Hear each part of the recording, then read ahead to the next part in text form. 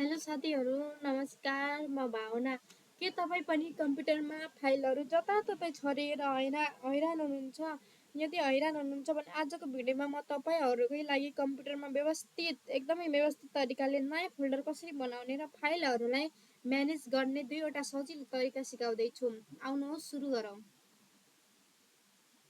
पहिला त यो खाली डेस्कटपमा माउस कर्सर लिने अनि राइट क्लिक गर्ने अनि यो न्यूमा जाने अनि यता फोल्डर आउँछ, फोल्डरमा जाने, फोल्डर बनिसक्यो अनि यसलाई इन्टर गरिदिने, इन्टर गरेर यसलाई आफूले चाहेको ठाउँमा राख्न सक्नुहुन्छ। त्यसै गरी यसको सर्टकट तरिका पनि छ। किबोर्डमा जाने, कन्ट्रोल शिफ्ट एन्ड प्रेस गर्ने सँगै यता आउँछ न्यू फोल्डर, यसलाई इन्टर गर्ने अनि यो सबै एउटै नेम भयो कि अब योमा कसरी नेम चेन्ज गर्ने त? यो फोल्डरमा हामीलाई सजिलो हुन्छ फरक फरक नेम चिन्नको लागि।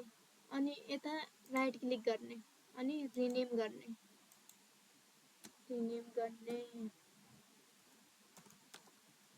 आफूले मनपर्ने आफूले चाहेको नेम दिन सक्नुहुन्छ तपाईँ। यस्तै गरी बनाउने।